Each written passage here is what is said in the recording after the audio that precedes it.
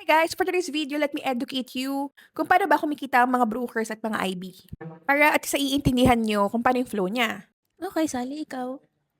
Yun, may nakisali. Anyway, so balik tayo. Una sa mga ways kung paano kumikita ang mga brokers is number one, spread. So ito yung pinaka-common. So, ang spread siya yung difference ng buy and sell or bid and ask. Say for example, 2,000.1 yung buy price and then yung sa sell is 2,000. So, yung spread nun is yung 0.1. So, yun na yung kita ng broker. So, kahit panalo ka or talo ka, automatic meron na siyang spread. So, automatic may kita na yung mga broker dyan. Even with banks naman, they also have spread. So, pag nag-transact ka doon sa bangko, nagpapalit ka ng euro, nagpapalit ka ng USD to peso, meron na agad spread yan. Number two, na ways nila para kumita is sa commission. Per lot per trade. So, sa ibang account types, merong mabababang spread, meron ding fixed commission kada lot per trade. So parang ano lang siya, service fee sa pagbayad or paggamit ng platform. Number 3 naman is swap or overnight fee. Say for example, iniwan mo yung trade mo overnight. Meron niyang interest style fee, either positive or negative. Depende yan sa currency pair or instrument na tinrade mo. So most of the time relevant to, hindi sa mga scalpers or mga intraday.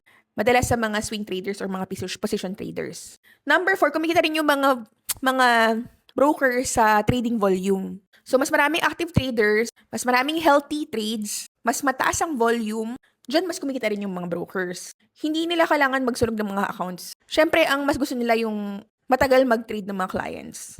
Number 5, isa dyan na papasok yung IB partnership. So, remember kanina na sinabi ko sa number 1 yung spread. So, yung mga IB partners, sila yung kinukumusyonan or kumbaga sinishare ng spread. Remember, yung spread na yun is automatic na siyang naka-charge doon sa either you buy or sell. Basta nag-transact ka, meron na yung spread. So ngayon, doon sa mga IB partners, binibigyan sila ng share ng brokers doon kapag sila yung nag-refer ng specific trader na yun. So hindi ito ibinabawas doon sa account ng trader, hindi ito binabawas sa mga losses ng trader. Kumbaga, nakikihati lang si IB partner doon sa kinikita ni broker.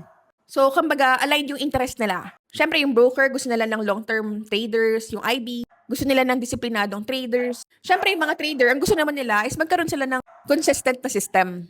Kaya sobrang importante na meron ka maayos regulated ng broker katulad ng XS, Vantage. Kasi sila kumikita sa activity, hindi sa losses. Mas preferred nila ang mga educated tsaka mga risk-managed traders. They don't like abuse, they don't like manipulation, they don't like forced losses. Kasi guys, kapag puro sunog yung clients, syempre aalis yung traders, babagsak ang volume, malulugi yung broker in the long term. Bottom line, kumikita naman yung trader pag nagtitrade ka. Hindi kapag natatalo ka. Kasi ang mentality ng iba kaya ako natatalo kasi gusto ng broker na matalo ako Kasi guys, sa totoong ecosystem, education helps traders to survive. And syempre, survival creates volume. And yung volume na yun will sustain the business ng mga brokers and IBs. Let's talk about IB. So marami akong nababasang comments na ang gulang naman yung mga content creators na yan is IB commission Hindi naman talaga turuan yung mga traders o yung mga baguhan. For some people naman, bakit ka pa naniningal ng tuition fee? Meron ka naman palang IB commission na. So okay, to explain, ano ba yung IB? IB is introducing broker.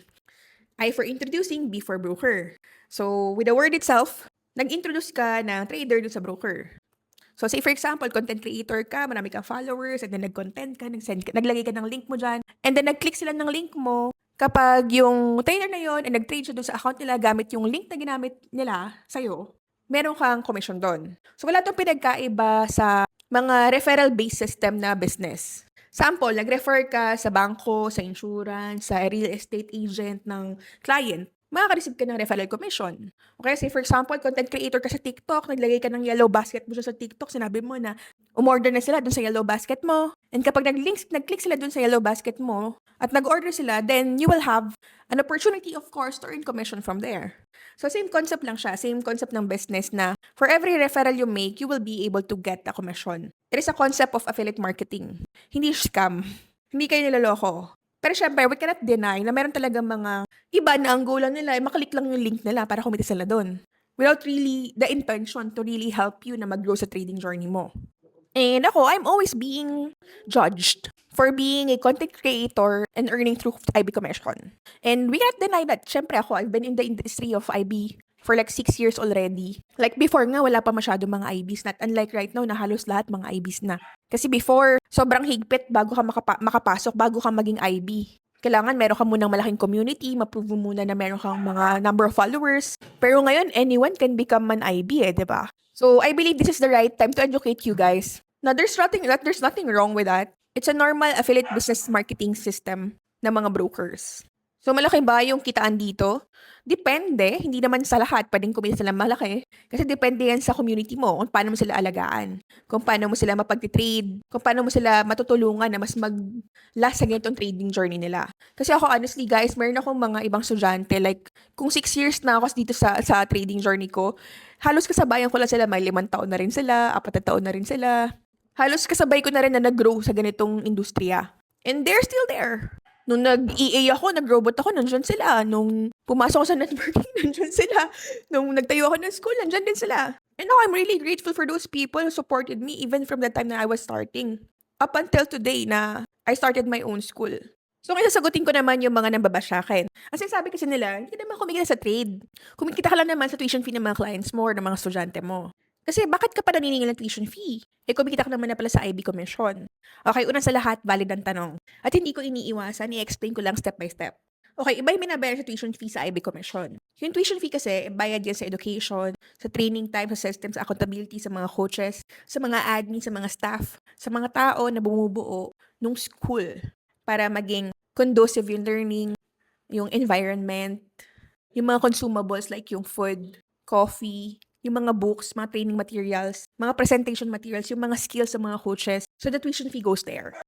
And running a business, running a school is not easy. Kasi dito, hindi ito yung nagbabayad ka lang para sa mga signals. Ang binabayaran mo kasi dito is structured lesson, step-by-step na curriculum, mentor, guidance, syempre yung risk management training, yung psychology, entry and discipline, yung years of experience condensed into weeks, diba, ng mga coaches. Time, effort, yung responsibility ng mga coach. Syempre, may mga kanya-kanyang pamilya yan. Sasacrifice nila yung oras nila sa family nila para turuan ka. So, syempre, kung walang tuition fee, walang structured class, walang accountability, walang long-term commitment, pure free content. Surface level lang. So, ang edukasyon is a service. Services have value. And bago na sabi na hindi madali na mag-run ng isang school, guys, kung alam nyo lang, napakahirap.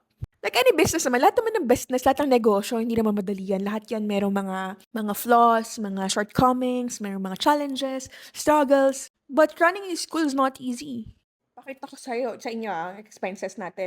Yung mga ginagastos pa lang natin from system and automation, no? Tignan nyo, trainees meal, pagkain pa lang, training materials, 580K, mga training development expenses, seminars, commission overrides, yan, nasa 2.5 million, diba? Direct cost pa lang natin, nasa 5.8 million na.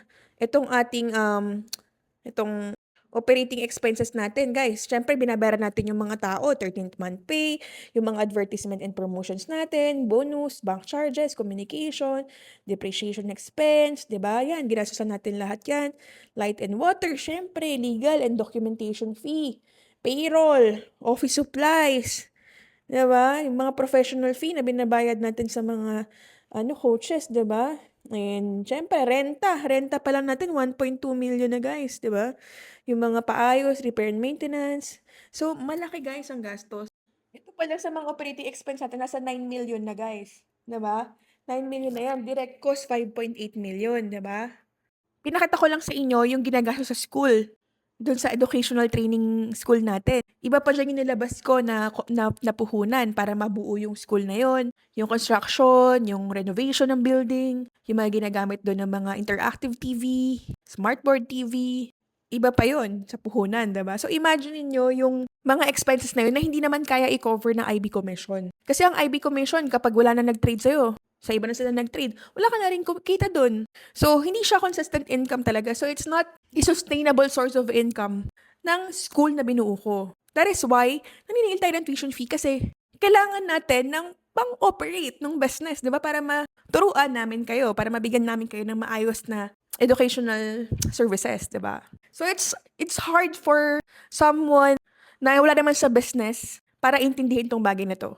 So, now for those people who cannot afford to pay the tuition fee, I'm not discouraging you to explore YouTube, di ba? Like, even ako, meron naman ako mga daily webinars, like everyday, free yan, sa Facebook. Nandyan lahat, may market analysis, may Forex 101, may Trade with Faith for trading psychology. So actually, dyan din naman lahat. Tinuturo ko rin siyang libre. So if you want to utilize yung mga free trainings, meron tayo niyan. So yun lang guys, I hope na medyo na-clarify naman sa utak nyo. Paano ba ang kitaan sa negosyo na ganito? At ano ba yung mga gastusin? And how we run it?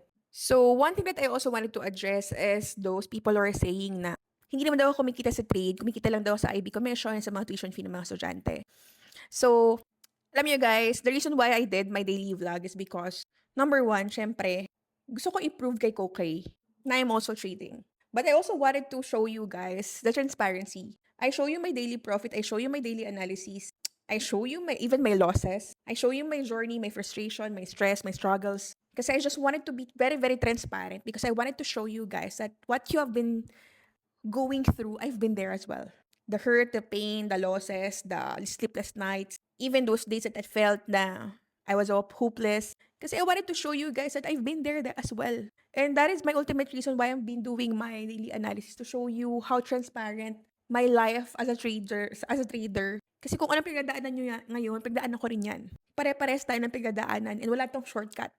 And right now, I could tell with transparency and honesty that I'm in my journey. I'm in the phase that I'm already profitable in my trading. Consistently profitable. Kasi I used to, like before, mga una kong panahon na talagang puro losses talaga, puro mga frustrations. I cannot even post kasi nga nahihiya rin ako, puro losses din ako eh. Pero right now, I'm in the phase of my life wherein na-overcome ko na yon. And I'm really happy na hindi ako tumigil. Na I continued my journey despite na meron ako mga ganung pinagdaanan ng mga losses. And I want to inspire you guys na hindi ako nang babrag dito. I wanted to inspire you guys na whenever I share my profit, na eventually, one day, basta wag ka lang mag-i-stop, mararating mo rin.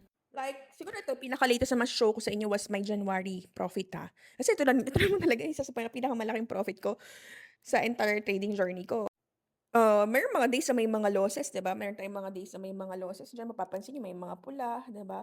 But most of the days mapapansin niyo, puro blue din naman 'yan. And tingnan niyo naman kinita ko, in January alone, January 2026, we were able to generate 115,607, 'di ba? So, this is not from the tuition fee of any student. This is not from the IB commission. This is purely from trading.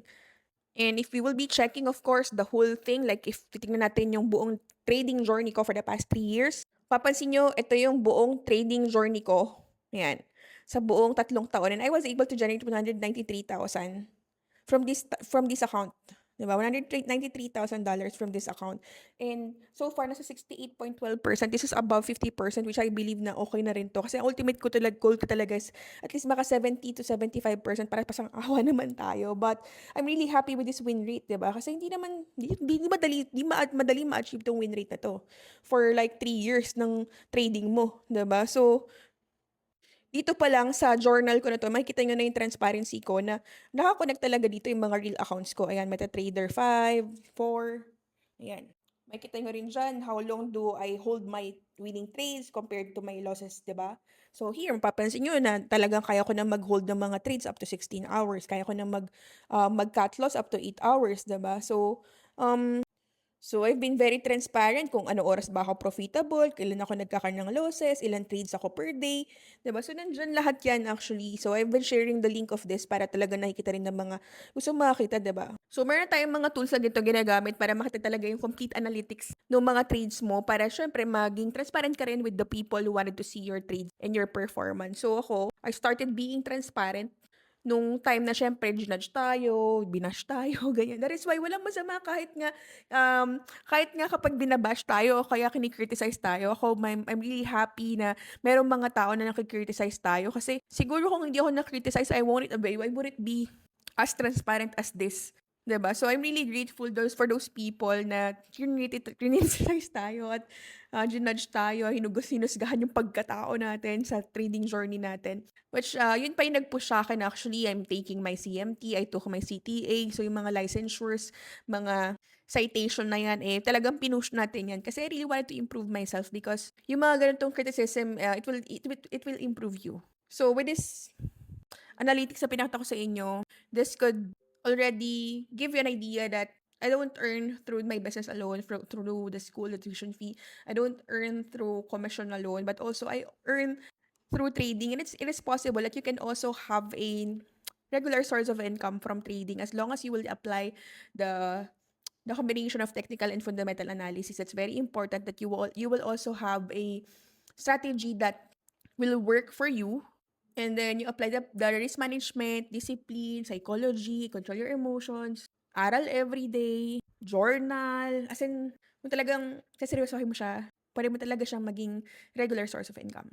So, ilang guys, let us all empower each other, most especially sa industriya na to kasi napaka-stressful na nga ng industriya na to tapos ang dami pang mga nanguhusga, 'di ba? So at least ngayon aware na kayo kung saan ba kumikita yung mga brokers and mga IBs. So right now since aware na kayo, be very careful dun sa mga IBs na syempre ang goal nila ay talagang kumita lang naman from commission. Wala naman talagang goal na maturuan ka. And careful din kayo dun sa mga IBs na ang laki ng mga commission nila kasi dun sila kumuha sa spread, 'di ba? So ngayon, meron kasi mga brokers wherein they can adjust the spread. So kapag nilakayan yung spread, mapapansin nyo ang kapal-kapal ng difference ng bid and ask. Makikita nyo yun sa mga quotation dun sa mga quotes, kumbaga sa quotes ng MT5 nyo, na ang laki ng spread. Kapag ganun kalaki yung spread, ibig sabihin malaki yung IB share dun. So careful din kayo dun kasi ako, hindi talaga ako pumipili ng mga brokers na nire-recommenda sa mga estudyante ko na may malaking spread. Halos lahat ng mga brokers na nire-recommend ako, especially si XS, si Vantage, eh, napakababa ng spread niyan. As in, super nipis ng spread. Kasi, ang pinaka-ultimate goal ko dyan, kumita mo na yung mga estudyante. Syempre, hindi naman yung goal natin dyan ay makakomission from the IB. That is why you have to be very careful on choosing which broker din. Kasi kapag malaki yung spread niyan, most probably, yung IB niyan, malaki din ang share.